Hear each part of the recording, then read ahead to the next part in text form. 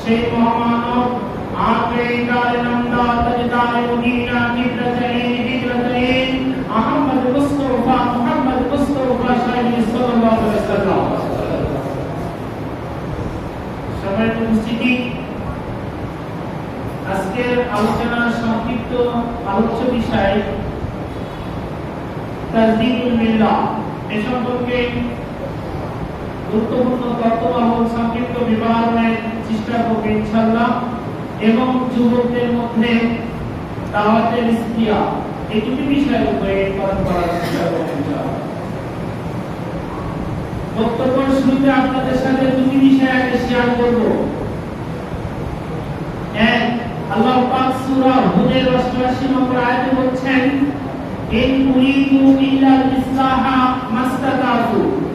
In উরিদু, আমার ইচ্ছা ইসলাহ সংশোধন করা, মাস্তাতাতু, যতটুকু আমার প্রতিপালক আমাকে সামর্থ্য দিয়েছেন।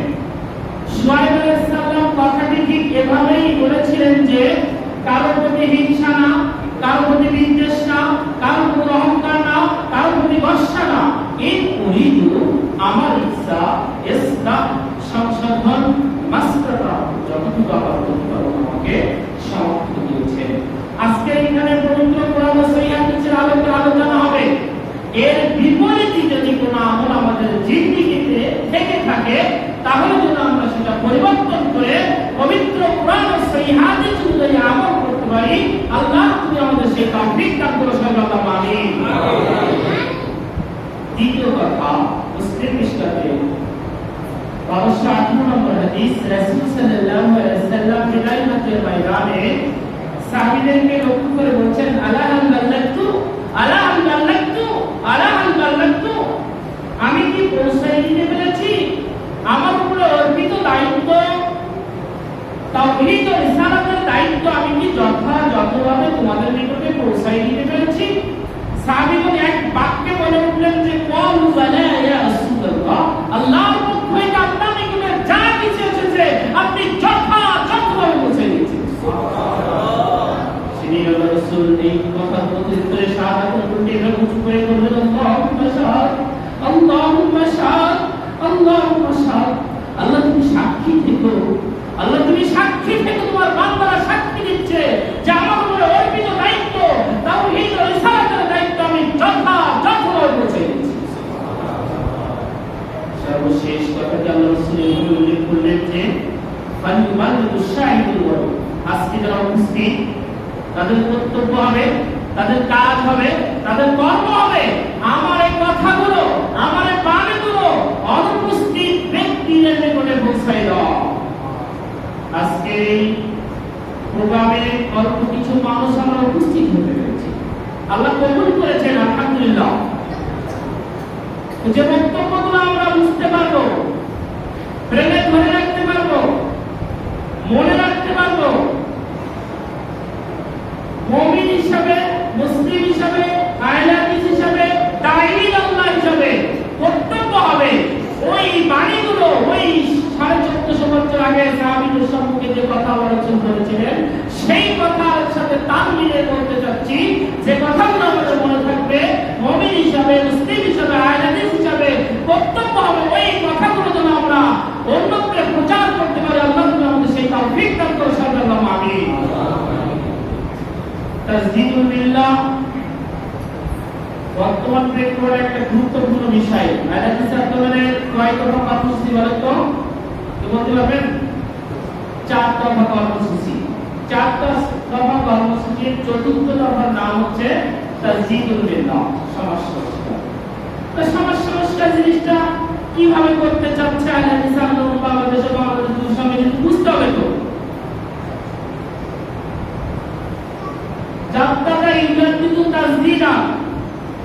অর্থাৎ সংস্কার করা।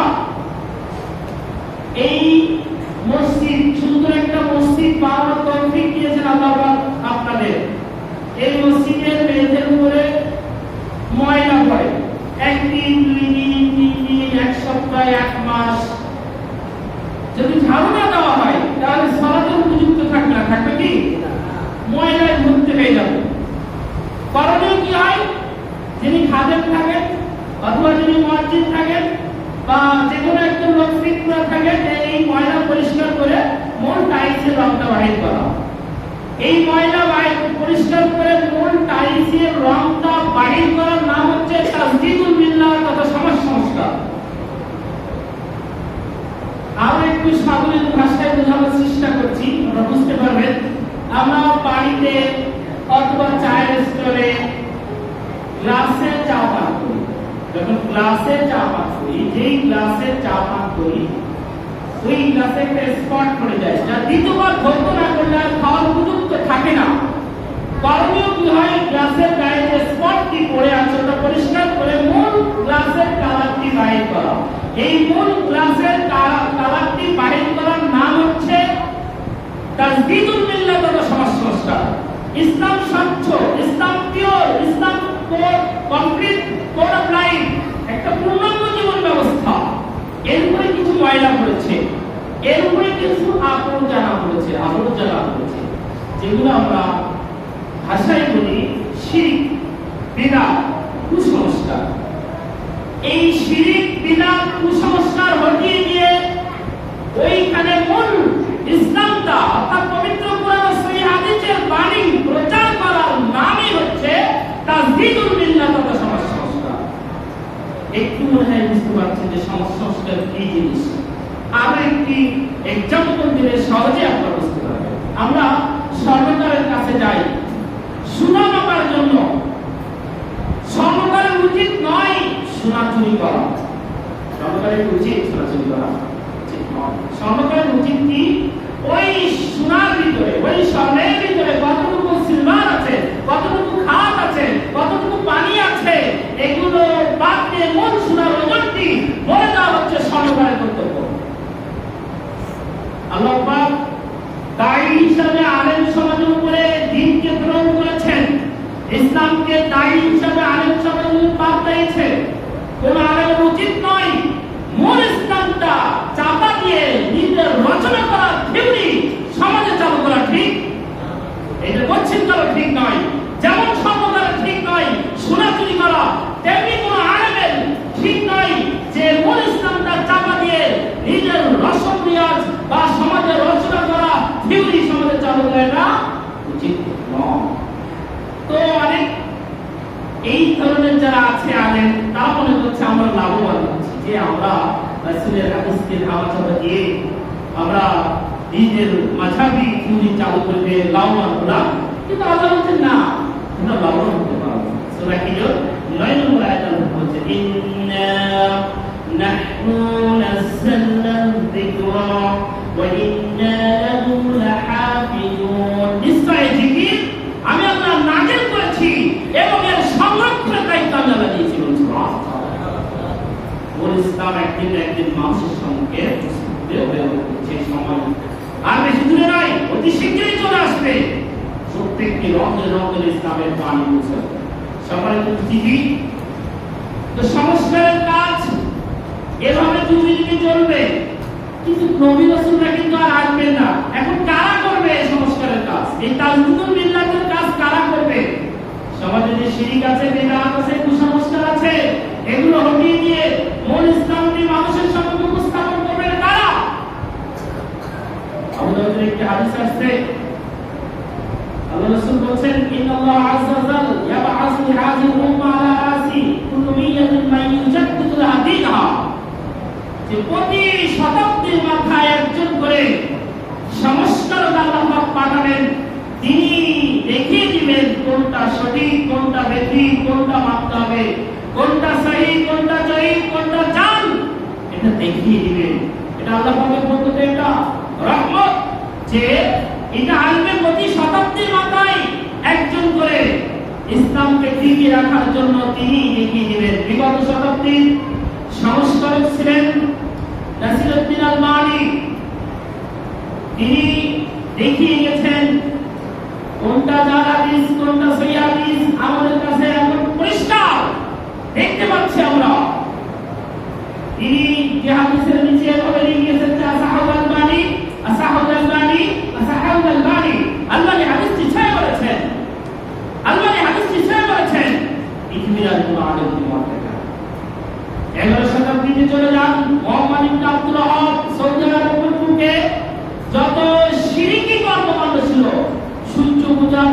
পূজা, চন্দ্র পূজা, পাথর পূজা, গাছ পূজা, গরু পূজা, মূর্তি পূজা, যা কিছু ছিল সব হটিয়ে দিয়ে তাওহীদের বাণী, তাওহীদের পতাকা উত্তীর্ণ করেছিলেন।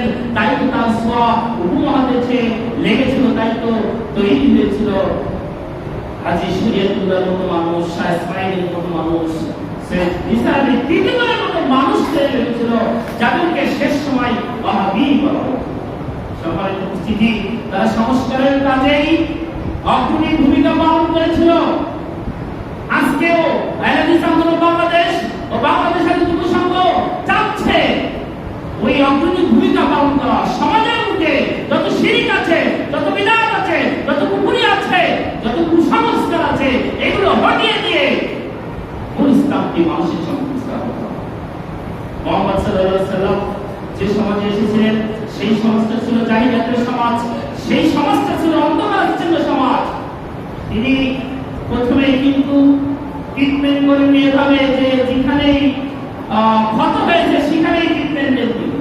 তিনি প্রথমে সেই ট্রিটমেন্টের আগে রোগ নির্ণয় করেছিলেন যে মূল রোগ কোথায়। এখন যেমন এমবিবিএস ডাক্তার বা বড় বড় ডাক্তারেরা আপনার রোগীর ঔষধ দেখার আগে কিন্তু রিপোর্ট করেন, রিপোর্টের উপরে ঔষধ দেখেন, কারণ রিপোর্ট যেমন ঔষধ তেমন। মুহাম্মদ সাল্লাল্লাহু আলাইহি ওয়াসাল্লাম তিনি মূল রোগ অনুসন্ধান করে এবার ট্রিটমেন্ট শুরু করলেন। তার প্রথম যে ট্রিটমেন্টটি ছিল সেটা হচ্ছে লা ইলাহা ইল্লাল্লাহ, যে আল্লাহ ছাড়া কোনো ইলাহ নেই, আল্লাহ ছাড়া কোনো মাবুদ নেই, তারই ইবাদত করতে হবে। এই ট্রিটমেন্ট দেওয়ার সাথে সাথে আরবের মুশরিকরা ঘুরে দাঁড়ালো যে মুহাম্মদ তোমার এই দাওয়াত বন্ধ করতে হবে, তোমার এই নিয়ম বন্ধ করতে হবে। এর জন্য তুমি যদি নেতৃত্ব চাও তোমাকে নেতৃত্ব দেওয়া হবে, তুমি যদি সম্পদ চাও সবচেয়ে শ্রেষ্ঠ সম্পদ তোমাকে সম্পদশালী বানানো হবে। এরপরেও অনেক প্রলোভন দেখানো হয়েছিল, তারপরেও মুহাম্মদ সাল্লাল্লাহু আলাইহি ওয়াসাল্লাম সব কিছু বাইরাট করে খুব সুষ্ঠুভাবে মানবিক ভাষায় উপদেশের মাধ্যমে দাওয়াতি কাজ করলেন, সমাজ সংস্কারের কাজ করলেন।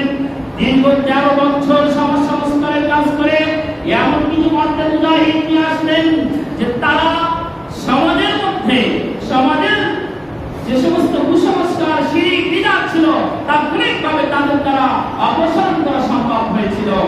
তাই এটা একটা সোনার সমাজ গঠন হয়েছিল। এখন তার দুটো একটা এক্সাম্পল হচ্ছে, এখানে অনেক যুবক আছে, যুবকদের জন্য এটা খুব গুরুত্বপূর্ণ একটা ভূমিকা থেকে আমি মনে করি। বুখারী শরীফের 8 নম্বর হাদিস, ইয়াসরিব থেকে 6 জন যুবক আসছে, আউফ ইবনে হারিস, রাফি ইবনে মালিক, উকবা বিন আমির, জাবির বিন আব্দুল্লাহ, আসাদ বিন জুরাহ।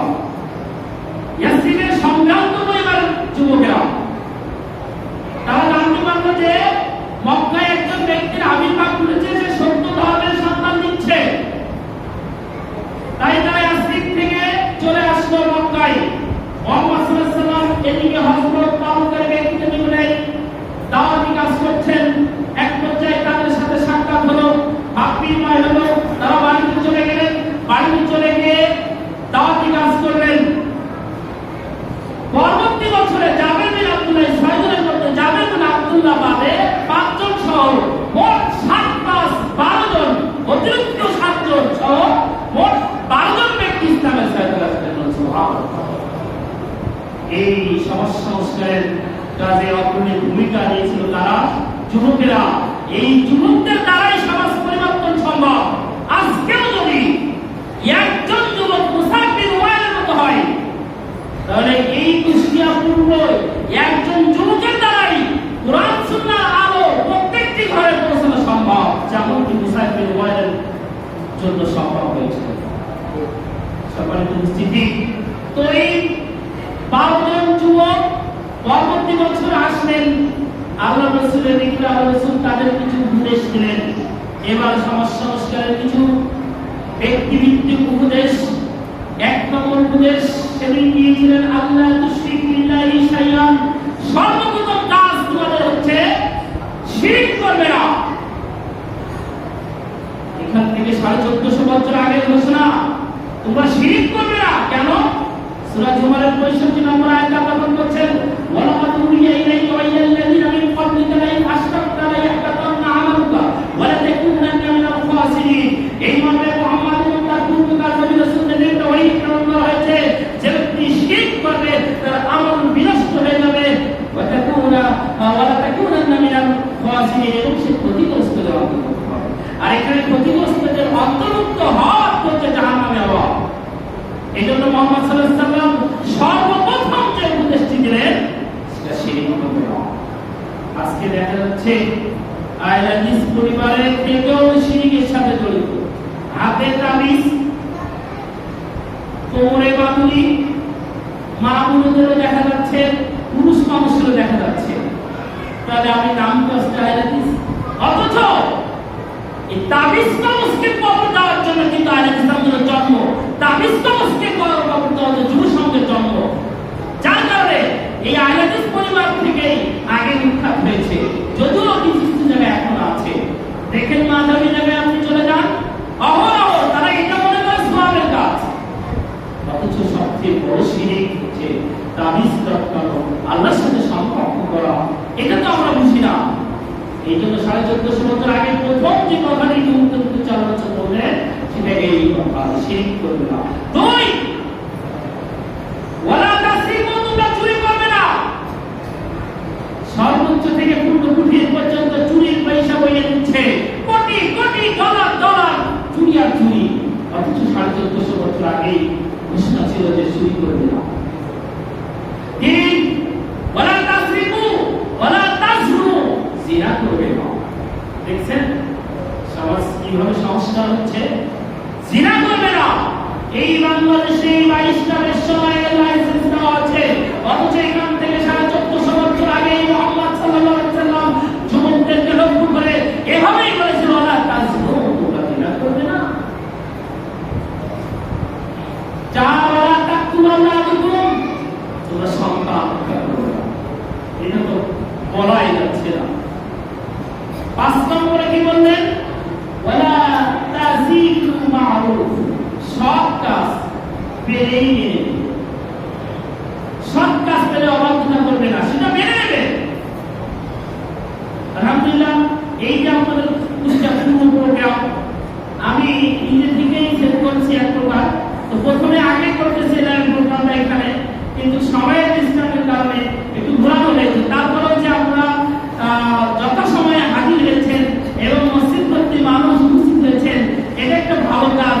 এই কাজে যে আপনারা অংশগ্রহণ করেছেন, এখান থেকে 1450 বছর আগে আল্লাহ বলেছেন যে ভালো কাজ পেলেই তোমরা মেনে নেবে। আলহামদুলিল্লাহ, এই যে যুবকেরা, মুরব্বীরা, সোনামণিরা বসে আছে আসর থেকে, তারা এই ভালো কাজ হিসেবে যদি বসে থাকে, আল্লাহ তুমি এই ভালো কাজটা তুমি কবুল করে দাও।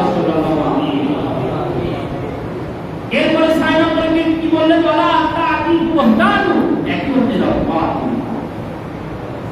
যে 6টি কথা বললাম, শিরক করবে না, জিনা করবে না, চুরি করবে না, সন্তান হত্যা করবে না, সৎ কাজ পেলেই মেনে নেবে, একই হতে দাও বাদ দেবে না।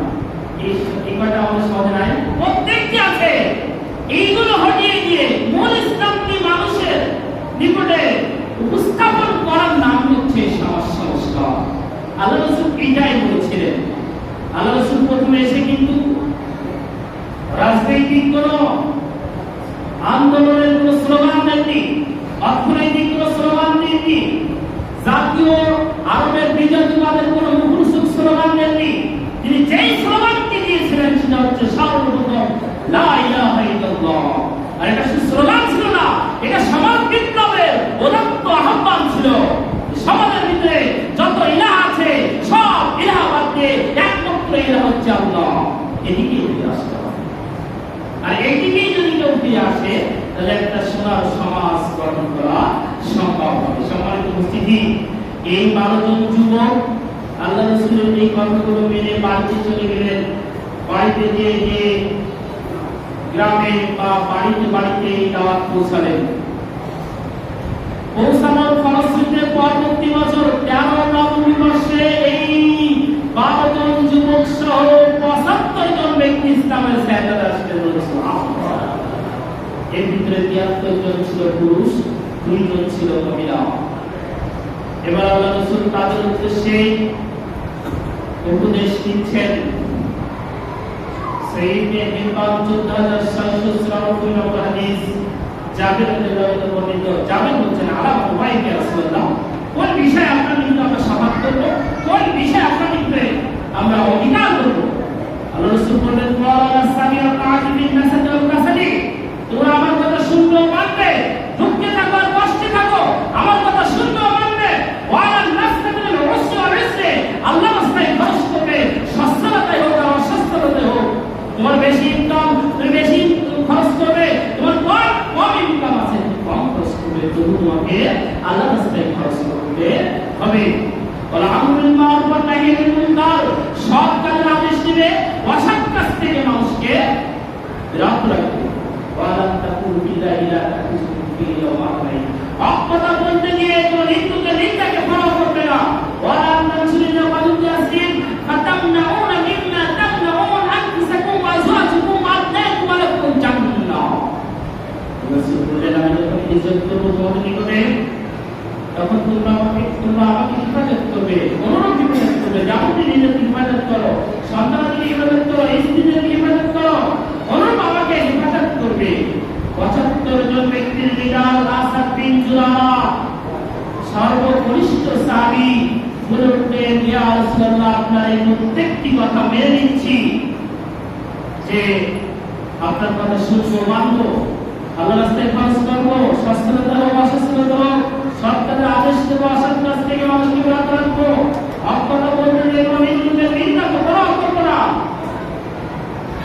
এরপরে আপনি আমাদের ইবাদত করবো, যেমন নিজের ইবাদত করে, স্ত্রীদের ইবাদত করে, সন্তানের ইবাদত করে, এর বদলাতে আপনি আমাদের কি দিবেন?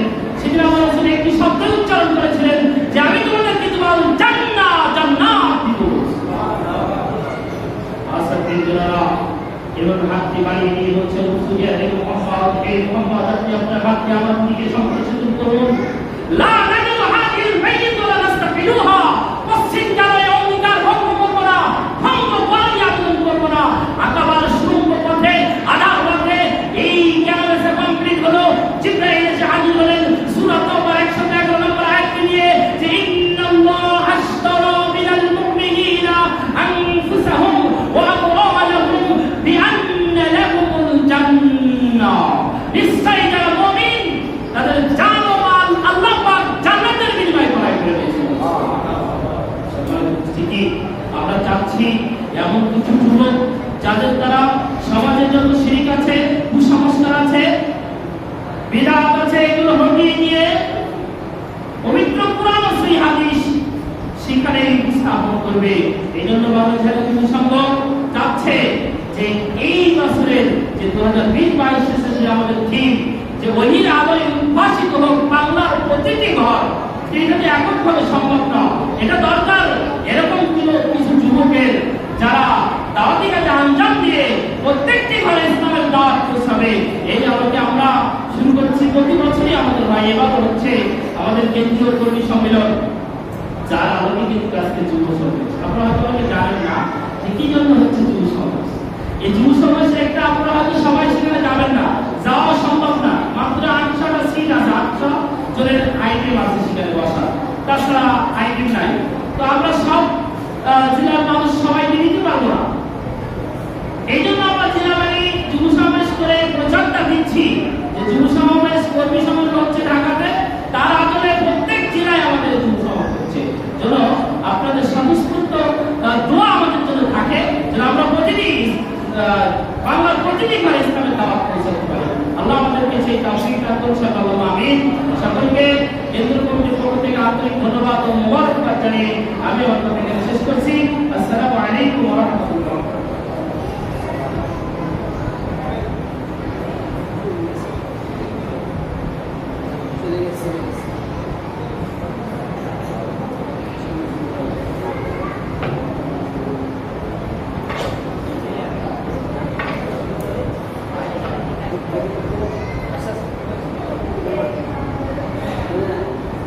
Alhamdulillah.